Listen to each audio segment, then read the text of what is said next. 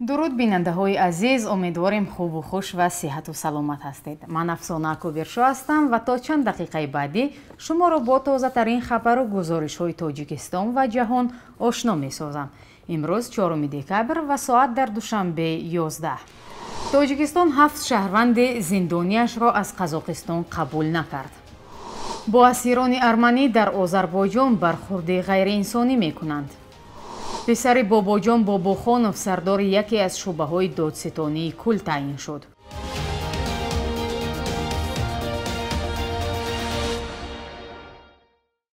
тоҷикистон аз қабули 7 шаҳрвандаш ки бо гуноҳи терроризм дар зиндонҳои Қазоқистон адои ҷазо мекунанд худдорӣ кардааст. додгоҳи шаҳри Алмато моҳи сентябри соли 2019 7 шаҳрванди Тоҷикистонро бо ҷурми омодагӣ ба амали террористӣ ба маҳбас андохт. додситонии кули Тоҷикистон дар посух ба номаи додситонии кули Қазоқистон дар бораи интиқоли зиндониёни тоҷик барои идомаи ҷазо ба ватан ҷавоби рад додааст. номаи додситонӣ 2 моҳ пеш навишта ва нусхаи он рӯзи 3 декабр дастраси Радиои Озодӣ шуд. дар он омадааст интиқоли шахсони муттаҳам ба ҷиноятҳои сангин ба Тоҷикистон ғайриимкон аст. ҷониби Тоҷикистон ба Конвенсияи кишварҳои Иттиҳоди давлатҳои мустақил аз соли 1998 такя кардааст ки бар асоси он шахсони муттаҳам ба ҷиноятҳои сангин метавонанд дар ҳамон кишваре нигаҳдорӣ шаванд ки ҷиноят содир карданд. аммо як манбаи Радиои Озодӣ дар додситонии кули Тоҷикистон гуфт дар гузашта шахсоне ки ба ҷиноятҳои сангин аз ҷумла қочоқи маводи мухаддир дар Қазоқистон муттаҳам буданд барои идомаи ҷазо ба кишвар оварда шуданд. ба қавли ӯ баъди ошӯб дар 2 зиндони Тоҷикистон аз интиқоли афроди муттаҳам ба терроризм пурра худдорӣ шуд. дар Қазоқистон бар асоси ҳисобҳои расмӣ беш аз 10 000 муҳоҷири тоҷик кору зиндагӣ мекунанд. пас аз Русия ин дуввумин кишвари муҳоҷирпазир барои шаҳрвандони Тоҷикистон дониста мешавад. дидбони ҳуқуқи башар гуфт сарбозони арманӣ асл ки дар ҷангҳои ахир дар Қарабоғи кӯҳӣ асир афтоданд дар бисёре аз мавридҳо аз сӯи сарбозони озарӣ бо бархурди ғайриинсонӣ рӯбарӯ шуданд. созмон мегӯяд онҳоро латукубу тавҳин мекунанд. ин созмони ҳомии ҳуқуқи инсон навишт дар видеоҳои гуногуне ки дар шабакаҳои иҷтимоӣ нашр шуданд дида мешавад сарбозони озарӣ асирони ҳарбии арманиро бо мушту лагад мезананд. дар бисёре аз наворҳо асирони ҳарбии арманӣ маҷбур шуданд ба корҳои даст бизананд ки тавҳин шумурда мешавад. онҳо маҷбур мешаванд парчами Озарбойҷонро бибусанд, аз Илҳом Алиев раиси ҷумҳурии Озарбойҷон ситоиш кунанд ва ба Никол Пашинян сарвазири Арманистон дашном додаву эълон кунанд ки Қарабоғи кӯҳӣ ба Боку тааллуқ дорад. дидбони ҳуқуқи башар аз даҳҳо навори нашршуда дар шабакаҳои иҷтимоӣ 14 видеоро дақиқ баррасӣ намудааст. созмон мегӯяд ҳамчунин бо пайвандони асирон низ суҳбат кард. фирӯз Бобохонов писари Бобоҷон Бобохонов додситони кули собиқи Тоҷикистон сардори яке аз шӯъбаҳои ин ниҳод таъин шудааст. як манбаъ аз мақомоти Тоҷикистон рӯзи 3 декабр ба Радиои Озодӣ гуфт ӯро масъули назорати иҷрои қонунҳо дар муассисаҳои ислоҳӣ ва иҷрои ҷазои ҷиноятӣ гузоштанд.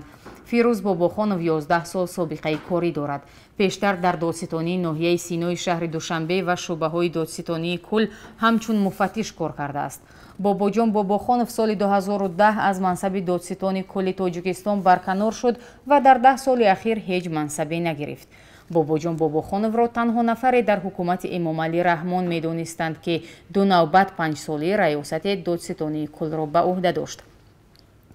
шахсони пеш аз ӯ дар ин мақом натавониста буданд ки як навбати 5 соларо ҳам ба анҷом расонанд.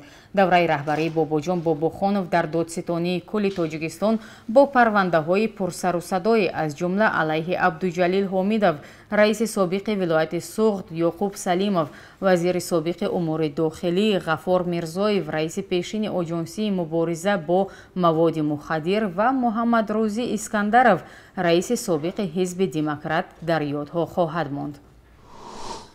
4 зани маълулро соли 2015 барномаву мусобиқаҳои варзишӣ дар ҷамъияти маъюбони ноҳияи Бобоҷон Ғафуров аз гӯшаву канори минтақаи Суғд ба ҳам овард ва иштирок дар лоиҳаи созмонҳои байналмилалӣ онҳоро наздиктар сохт.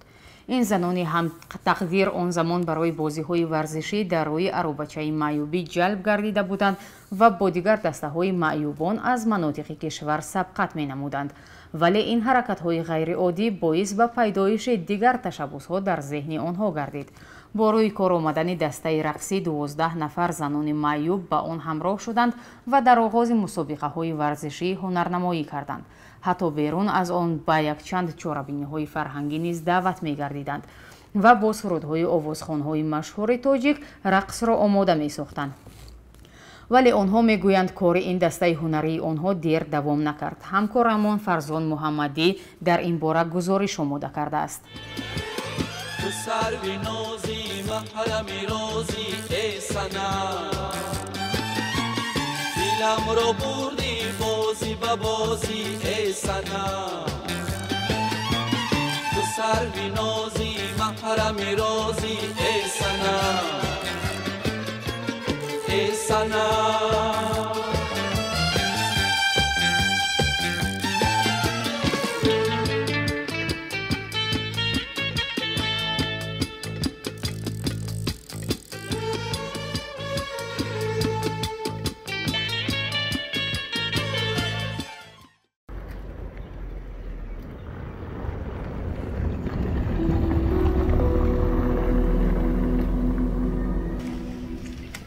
Садбарг дар муҳоҷират дар шаҳри Томск Федератсияи Русия аз ошонаи чаҳорум афтид ва маъюб шуд.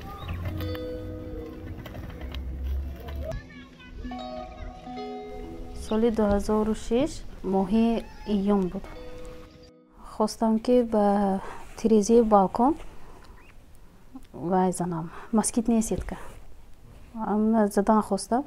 як табуретка буд, ам табуретка баромадам ки почакош мелангид. Фуромадам и бо як мехсадам нигоҳ кардам ки не дигар намелангад. Ба худам ҳис кардам ки намелангад. Лекин вақте ки ман баромадам дута сета болға задам. Дута сета мех задам, сеюм чорумаш вақте ки мезадагӣ шудам, почаки ҳамон шикаст, ам табуретки почака шикаст, вай дарун бабрафт, ман берун бабрафтам.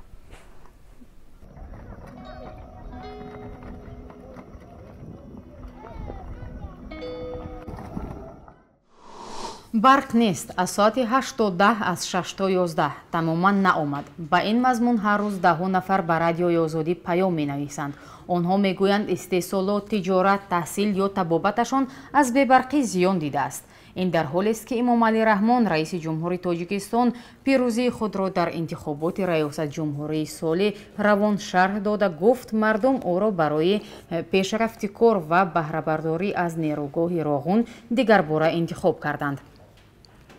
таи тақрибан 4 соли ахир президент дар суханрониҳояш мегуфт бебарқиро дигар фаромӯш кунед. оё лимит баргашт? кай он аз байн меравад? инҳо низ суоли хонандагони мо аст ва ширкати барқи тоҷик ба онҳо посухи қатъӣ надодааст. танҳо як дафъа намояндаи ин ширкат вазъи феълиро ба таъмири дастгоҳу таҷҳизот пайванд дод. мо аз ин ширкат низ расман хостем намояндаашро барои иштирок дар барномаи гапи озод фиристад, вале бо баҳонаҳои ин кор амалӣ нашуд. пас барои суҳбат дар ин мавзӯъ Ҳомид Ҷон Орипов, корманди собиқадори соҳаи барқи тоҷик, ва Мирҳусайн Назриев, муҳаққиқи пажӯҳишгоҳи физикаи Академияи улуми Тоҷикистонро даъват намудем. шумо метавонед фишурдаи ин суҳбатро дар видео бубинед.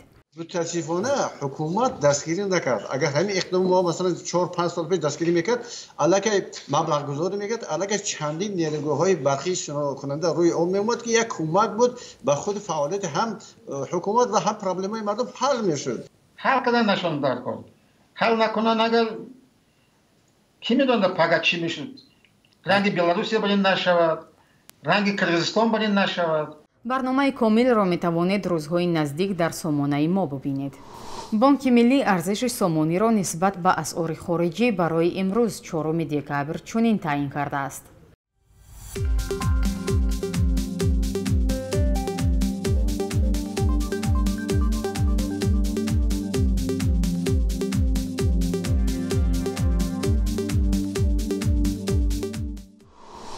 бинандаҳои азиз, ин буд хабару гузоришҳои навиди бомдодии радиои озодӣ. сомонаи моро пайгирӣ кунед ва аз воқеаҳои рӯз бохабар бошед. ҳамкоронамон ҳамарӯза ба шумо гузоришҳои ҷолиб таҳия мекунанд. то барномаи баъдӣ, худоҳофиз.